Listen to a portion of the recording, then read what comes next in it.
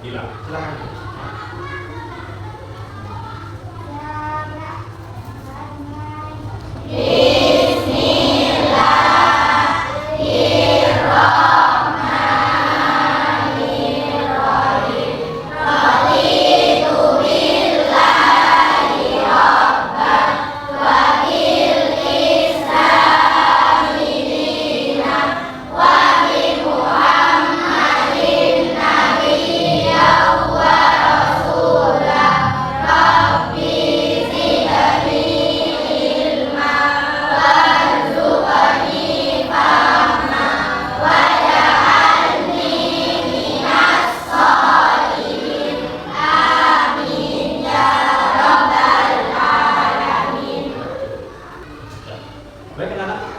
Sebelum kita lanjutkan, perlu kami tahu kesiapan kalian belajar.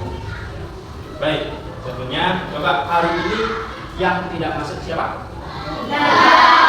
Tidak dan? Nah, tidak dan Nana kemana? Sakit. Ya, semoga teman-teman kita yang sedang sakit supaya bisa diberikan kesehatan kembali sehingga mereka bisa berkumpul dengan kita lagi. Amin. Baik, anak-anak sekalian, coba kita kan sudah mengenal yang namanya 7 kebiasaan anak Indonesia.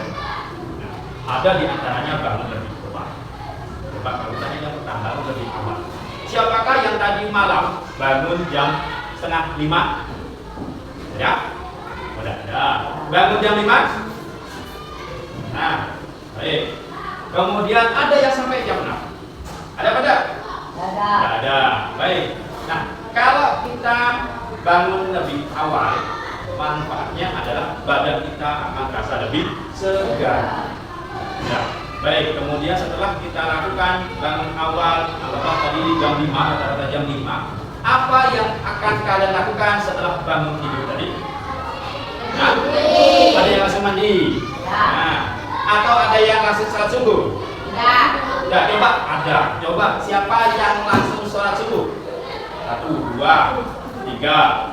Nah, yang langsung mandi dulu, angkat. 1, 2, 3. Ya, berarti sisanya 14 anak. Baik. Nah, apakah salah antara langsung mandi atau langsung sholat? Ya, tidak ada yang salah. Sama-sama juga betul. Yang penting kita karena sudah kelas 6, wajib hukumnya untuk melakukan sholat subuh. Nah, sholat wajib itu bagi ada sama di agama Islam sendiri. Ada berapa banyak sholat wajibnya? Yang pertama, zuhur, asar, maghrib, isya. Itulah yang dikatakan sholat wajib. Namanya sholat wajib, jika ditinggalkan kita akan mendapatkan apa? Sedangkan kalau misalkan dilaksanakan kita mendapatkan Nah, baik anak-anak sekalian, yang berikutnya adalah kamu sudah beribadah sholat. Yang beribadah tadi sudah. Kemudian adalah rajin berolahraga. Nah, coba apakah tiap pagi kalian melaksanakan olahraga? Ya.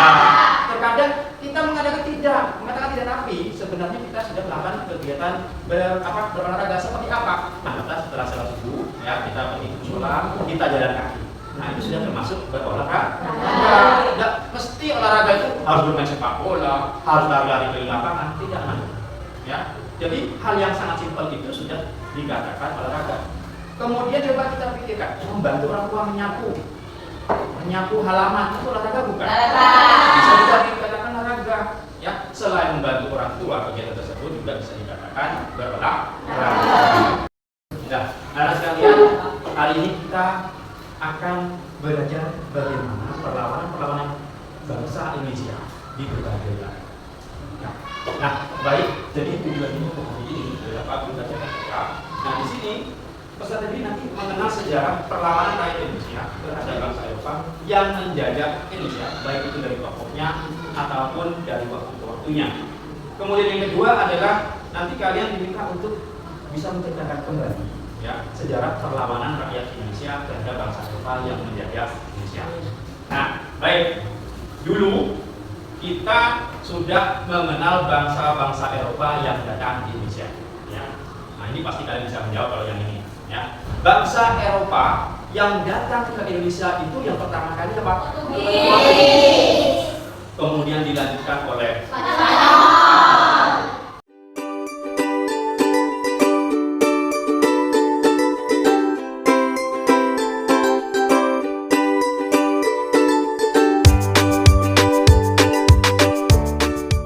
baik, supaya lebih semangat lagi Pak Guru pengen kalian fokus mendengarkan penjelasan Pak Guru dengan cara kita tepuk semangat terlebih dahulu bersama. Ya, yuk double semangat.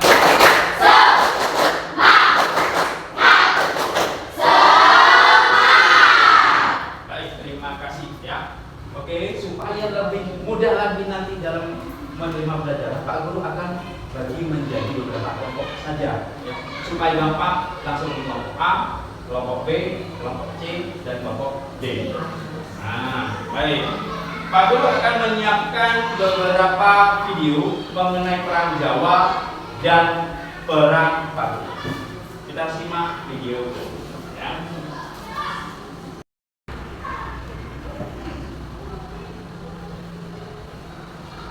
Pada video kali ini kita akan mempelajari tentang perang Jawa perjuangan Pangeran Diponegoro. Perang Jawa perjuangan Pangeran Diponegoro.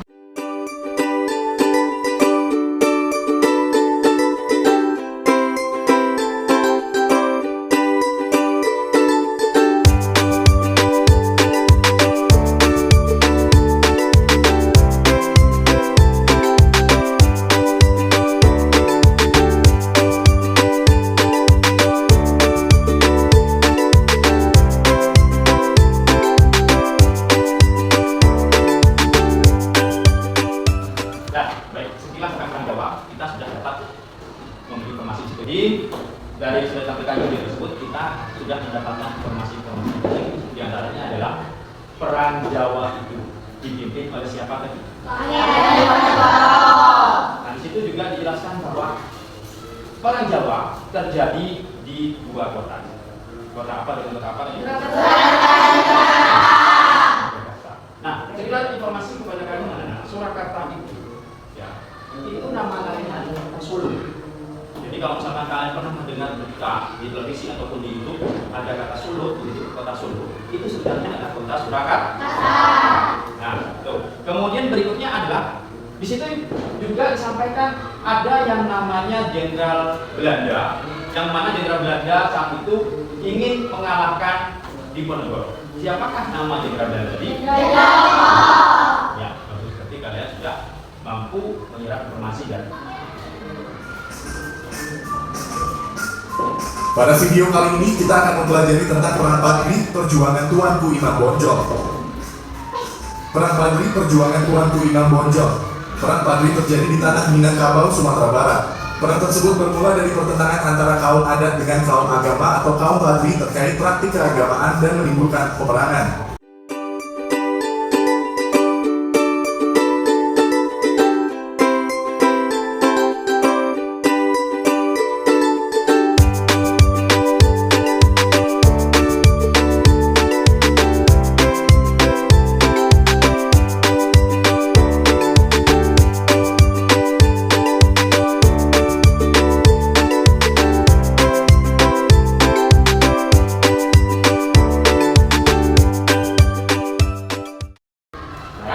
dari perang Padri.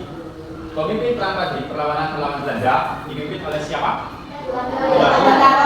Tuanku Imam Bonjol. Sebelumnya adalah betul yang dikatakan oleh teman kalian ya dan ini bahwa dipimpin oleh Sultan Bandarun. Kemudian Tuanku Bandarun sudah meninggal atau wafat digantikanlah oleh yang namanya Tuanku Imam Bonjol. Nah, awal mula dari perang Padri itu dikarenakan ada apa sih? Ada pertentangan antara kaum adat, agama atau kaum Padri. Jadi nama kaum agama ini disebut juga dengan kaum Padri. Nah, awal mulanya ya kaum adat yang bertentangan dengan kaum Padri ini mengalami kekalahan di situ. Sehingga untuk membalasnya kaum adat meminta bantuan kepada Belanda. Nah, betul ya, kepada Belanda. Sehingga kaum Belanda itu juga atau orang Belanda itu juga tidak memberikan bantuan secara cuma-cuma. Di situ dijelaskan bahwa harus ada imbalan. Ya. Kemudian setelah dipenuhi, maka pasukan Belanda mau membantu kaum adat untuk untuk berperang melawan kaum Parli. Sehingga akibatnya di situ golongan atau tentara dari Tuanku Imam Bonjol mengalami kekalahan dan akibatnya Tuanku Imam Bonjol diapakan? Diasingkan di berbagai tempat. Ada berapa tempat?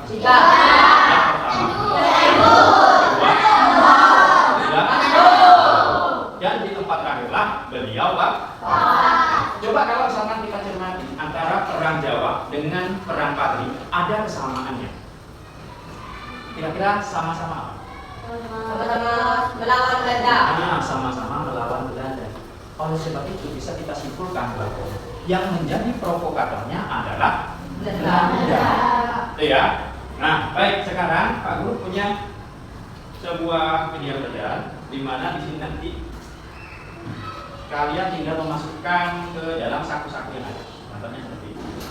Antara perang Jawa dengan perang Parli.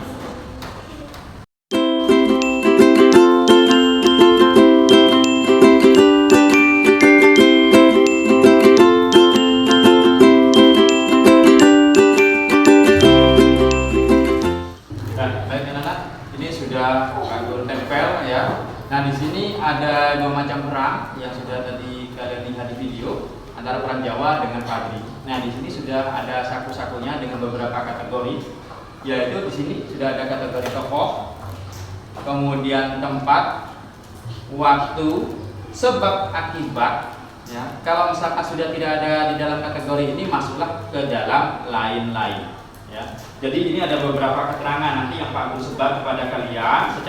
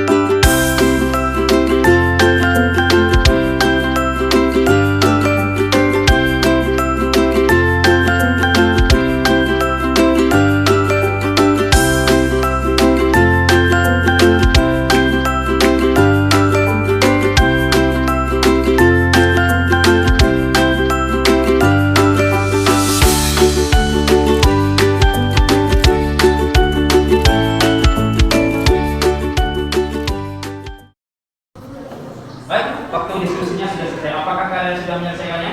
Sudah. Sudah dibagi menjadi beberapa kategori? Sudah.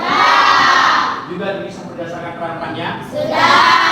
Baik, sekarang coba tiap kelompok maju untuk mengisi perang Jawa dan perang Parli. Nah, kelompok manakah yang Pak tunjuk adalah kita sesuaikan dengan tanggal sekarang. Sekarang tanggal berapa? Tanggal 14. Absen 14 ya? Dila, berarti kelompok sana. Ayo, siapa yang maju? Silakan. Ayo, silakan. Nah, yang lain simak ya. Oke. Putar kapten nah. Kelihatan ya. Nah. Oke, silakan dulu. Lanjut. Ya. Ya, masukkan saja. Cara berapa masukkan video. Nah, oke. Lanjut. Ya, dua-duanya weh, jadi pas ya.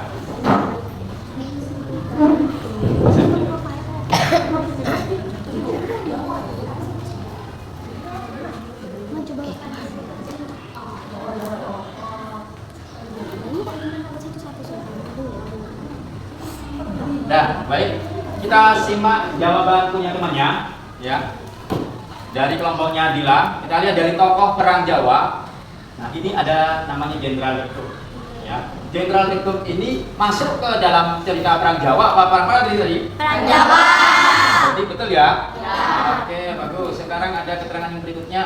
Ini tempat perang, terjadinya perang adalah di daerah Agam, Minangkabau, Sumatera Barat. Nah, oleh kelompoknya Dila tadi masuk ke dalam perang Padri, betul? Betul. Kemudian berikutnya di sini ada dua keterangan yang jadi satu sebagai apa ini? Sebab akibat. Yang pertama, tentara Belanda suka minum minuman keras. Apakah betul sebab akibatnya perang Jawa? Betul. Sekarang kita lihat kedua. Belanda membangun patok-patok di tanah leluhur Kesultanan Yogyakarta, betul? Betul. Sekarang kita lihat ada yang lain-lain ternyata. Belanda menerapkan strategi benteng Stelsel. Apakah ada di perang Jawa benteng Stelsel? Ada. Ya, berarti kelompoknya Dila sudah betul memasukkan kategorinya. Ya, beri tepuk tangan dulu. Sekarang kelompok yang berikutnya Dila pengen angka berapa di antara 1 sampai 9? Artinya 16 itu terdiri dari dua angka, 1 dan 6. Kalau ditambahkan berapa? 7. Berapa? Jihad. Oh, jihad karena kelompoknya situ barusan selesai, ya sudah 1 dikali 6 aja. 6. Apa nak? Nah, kelompoknya Fardi. Oke, tempatnya ini ya. Oke.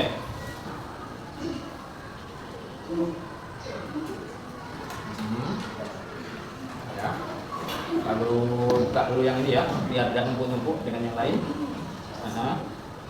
Oke, lanjut.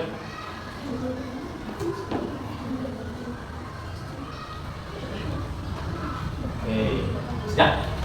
Baik, kita lihat jawaban dari kelompoknya Fardi. Ya, tempat perang Jawa. Pertama kita lihat tempat wafatnya siapakah kira-kira itu?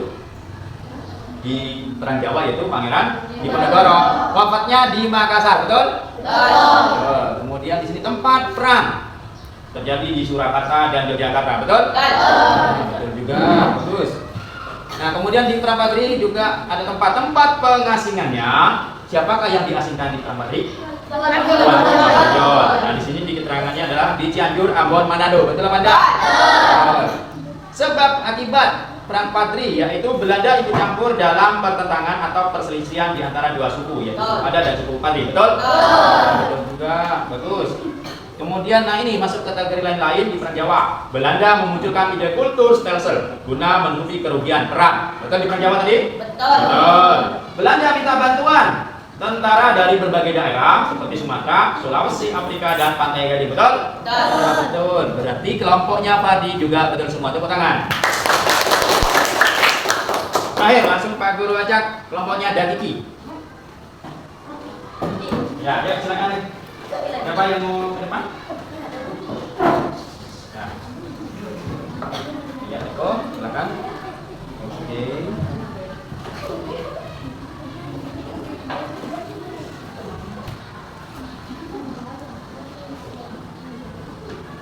Oke.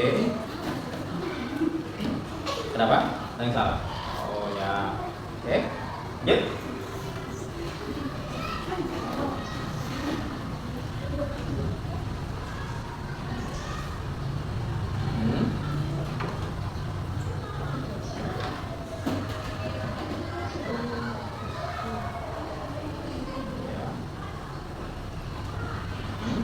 Sudah ya.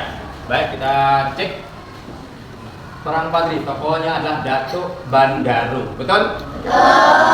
Sempat ditaruh di perang Jawa ya. Nah, alhamdulillah tadi sempat dikoreksi, ternyata salah tempat. Ya betul, Datuk Bandaru berada di perang Padri.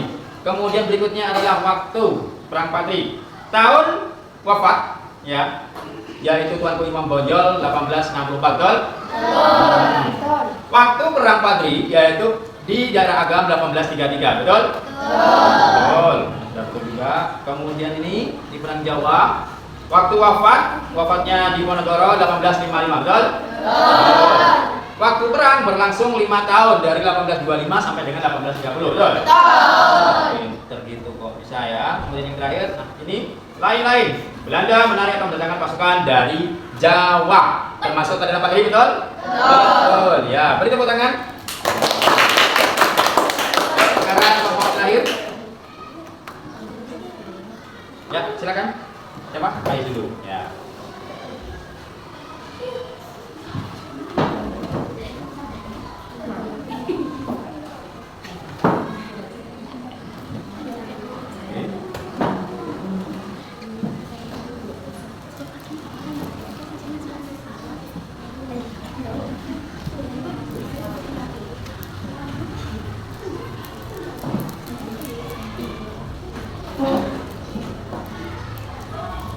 Sudah?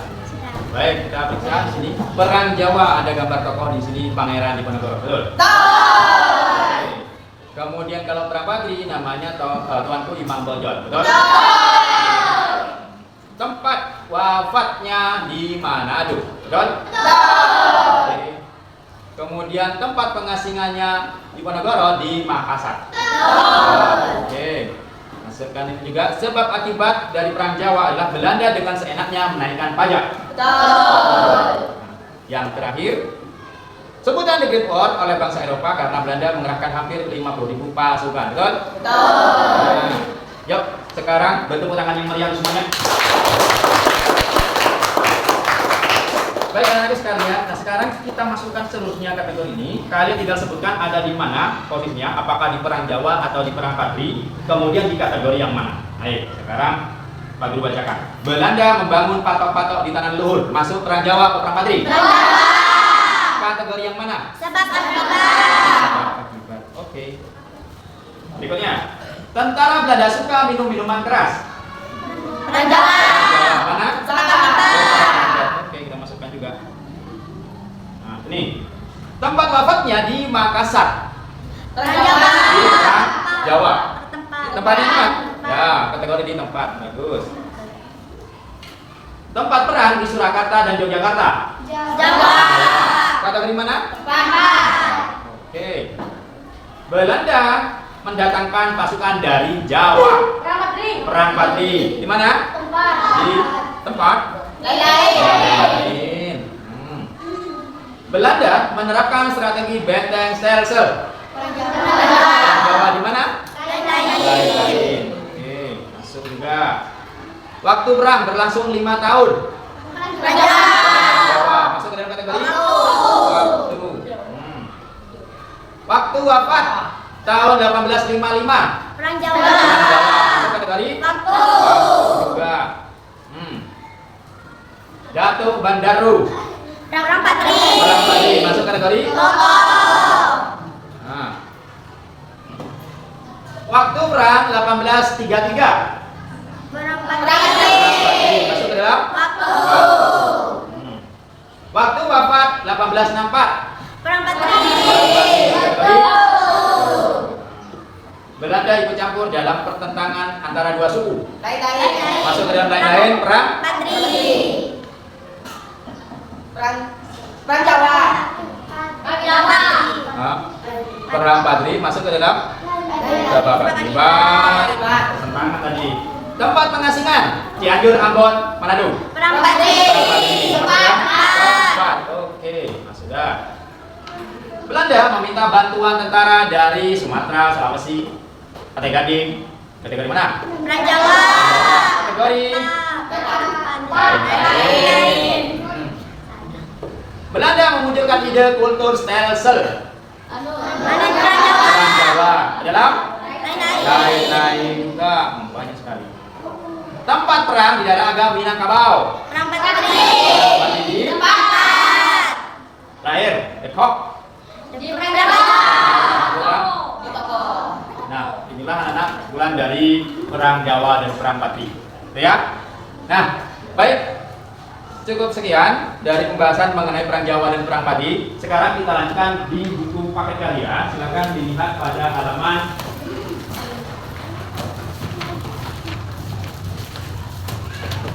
35 dan 36. Sudah ketemu? Nah, itu judulnya perang Jawa dengan juga perang Padi. Silahkan kalian buat rangkumannya berdasarkan video tersebut dan sudah berdasarkan yang sudah kalian tadi. Silahkan kalian simpulkan video.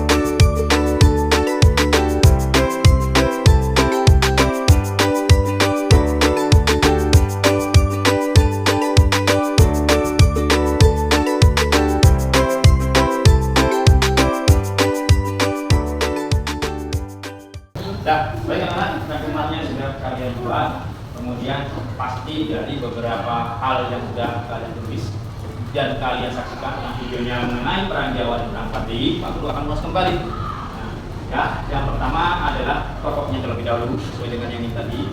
Tokoh-tokoh yang ada pada perang Jawa. Yang pertama ada siapakah? Jenderal Belanda. Kemudian yang memimpin perlawanan melawan Belanda yaitu Pangeran Diponegoro. Nah, ternyata perang Jawa itu anak-anak, sebagai informasi bahwa perang Jawa itu disebut juga dengan perang Diponegoro, ya, karena dipimpin oleh Pangeran Diponegoro. Nah, berikutnya, di manakah kejadian perang Jawa? Di Jawa Dan baik. Kemudian apa yang menjadi penyebab perang Jawa tadi? Cuma ada 3. Yang pertama adalah minuman keras. Kemudian yang kedua, dan yang ketiga adalah bangun patok-patok yang melewati jalan luhur Kesultanan Yogyakarta. Nah, baik. Kemudian di situ pada saat Pangeran Diponegoro melawan Belanda itu menggunakan strategi perang yang namanya perang gerilya, di mana mereka yaitu Pangeran Diponegoro serang tiba-tiba bagus ya tuh, sehingga akibatnya apa? Belanda mengalami kekalahan.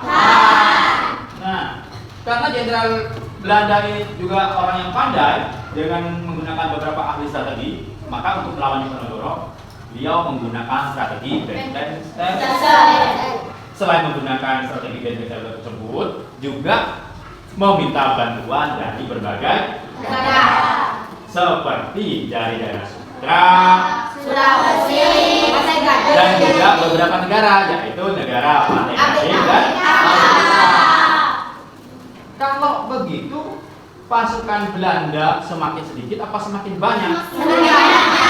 Kalau sudah semakin banyak, otomatis pasukan dari Pangeran Diponegoro mengalami kekalahan. Dan akhirnya Pangeran Diponegoro diapakan? diasingkan. Ini berunding. Sebelum diasingkan, diajak berunding dulu. Nah, setelah itu langsung diapakan? Diasingkan. Diasingkan kemana? Makassar. Nah, kemudian langsung masuk ke perang Padri nih. Perang Padri ini awal mulanya adalah terjadinya pertentangan di antara 2 suku saja, yaitu suku Adat dan suku Agama. Tahu suku Pak? Nah, karena terjadi pertentangan dan akhirnya akibatnya adalah si suku Adat ini mengalami kekalahan melawan suku Agama.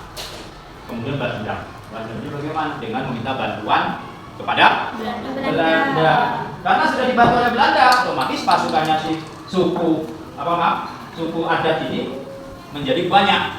Nah, apalagi didatangkan oleh beberapa tentara Belanda dari Jawa, sehingga tambah banyak.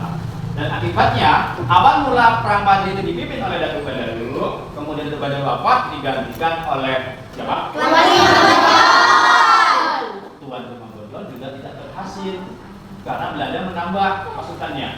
Sehingga akibatnya si Tuanku Imam Bonjol juga sama nasibnya seperti Pangeran Diponegoro. Hanya saja bedanya adalah kalau Pangeran Diponegoro itu diasingkan di satu tempat, sedangkan kalau Imam Bonjol berapa tempat? 3. Tuh ya. Baik, itu saja pembelajaran ini. Dan sebagai PR di rumah, silakan kalian lihat di halaman di halaman 41 yang atas, sebagai PR di rumah, ya. Dan juga di halaman ini juga. Nah, di halaman 38. Nah, itu nanti dikerjakan di rumah, ya. Baik, itu saja Pak Kapolri. Silakan kalian beristirahat, ya. Terima kasih. Assalamualaikum warahmatullahi wabarakatuh.